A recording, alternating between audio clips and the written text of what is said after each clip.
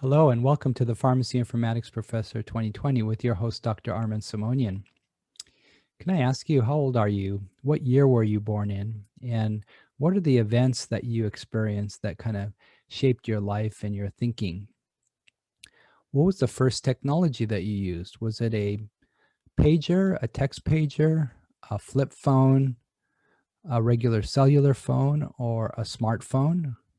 Was it an iPad or a tablet or laptop computer? All of these fall within different categories depending on the generation that corresponds to your birth year. So in the United States, a lot of who we are in general is defined by our generation.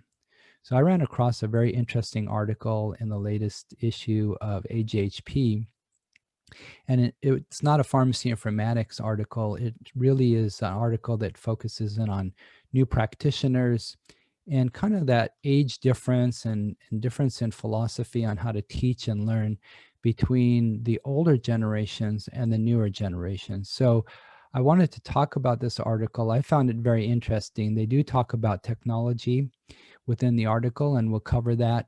And I think that this really relates to where we're going in the future. So I'll talk about how this specifically to me was very important for the whole area of practice, specialty practice of pharmacy informatics.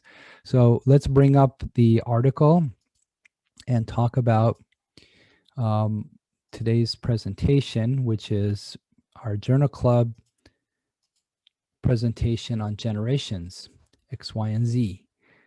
All right, so here's the article. It was recently published in July 2021, and it's teaching A to Z for a new generation of pharmacy learners. And as I mentioned, they discuss in this article the challenges with older generation preceptors teaching younger generation pharmacy students. Now, just to define the different generations, here we have veterans, and those are people that were born before 1946. And then we have the baby boomers, born between 1946 and 1964. We have Gen X, members born between 65 and 80. And then Gen Y, 81 to 96. And then finally Gen Z, 1997 to 2012. So Gen Y sometimes is called the millennials, and Gen Z sometimes is called Zoomers. And we'll talk a little bit more about why in a second.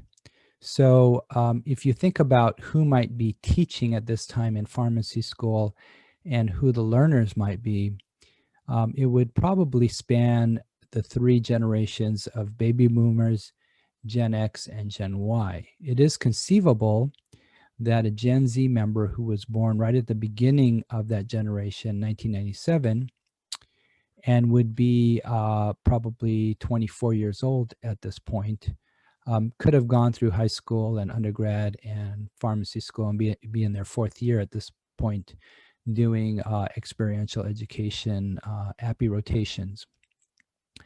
But the bulk of the folks that we're talking about in this article are the baby boomers, Gen X, and Gen Y.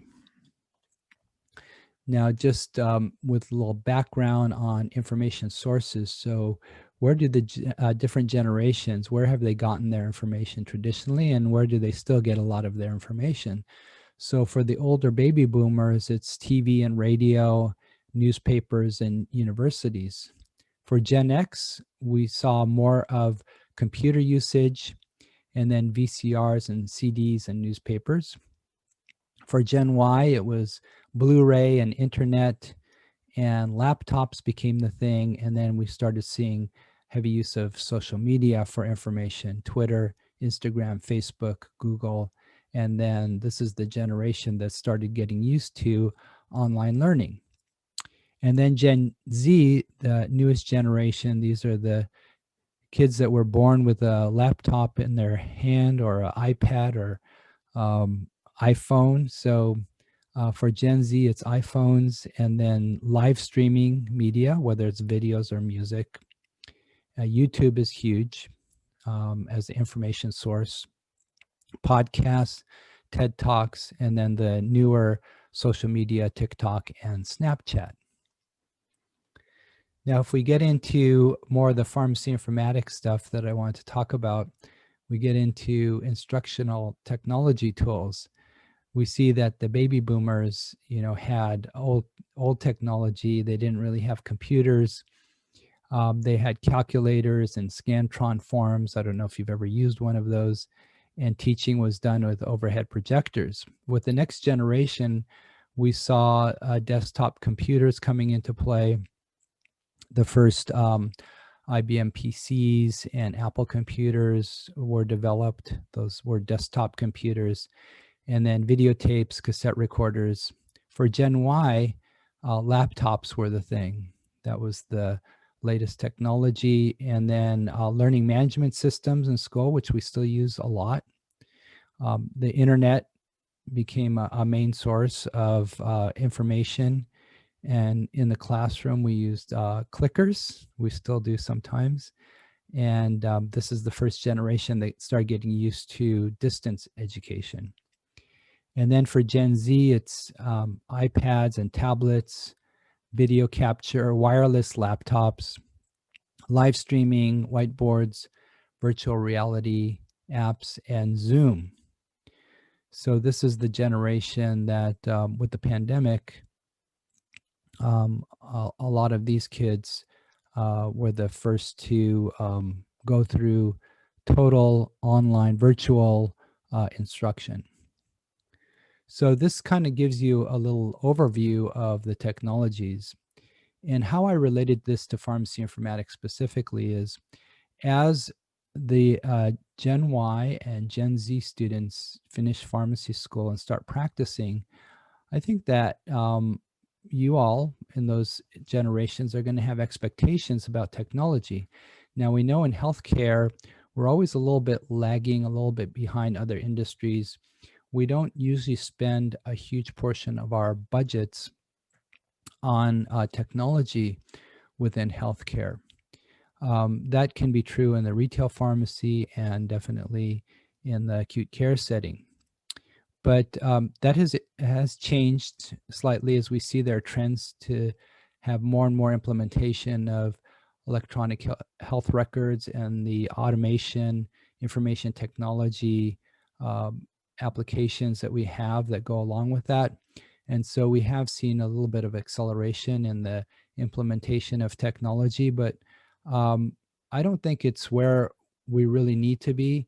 And it's probably not where you all in Gen Y and Gen Z expect it to be. So I think that there's going to be a good force between these two generations, the Gen Ys and the Gen Zs, to kind of push the practice of pharmacy, maybe push healthcare into using more of the latest technologies, finding ways to apply those technologies to the med use process.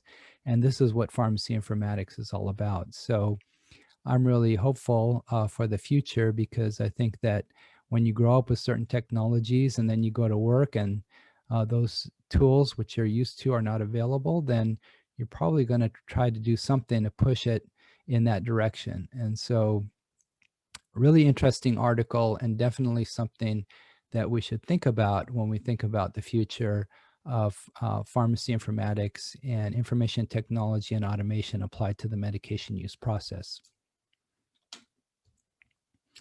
If this was an interesting discussion for you, then please like the video and subscribe to my channel, and I'll thank you for that. And in the meantime, stay safe, stay healthy, look after the health of others. I'll continue to read articles and do some more Journal Club episodes, and I hope to see you next time. Take care.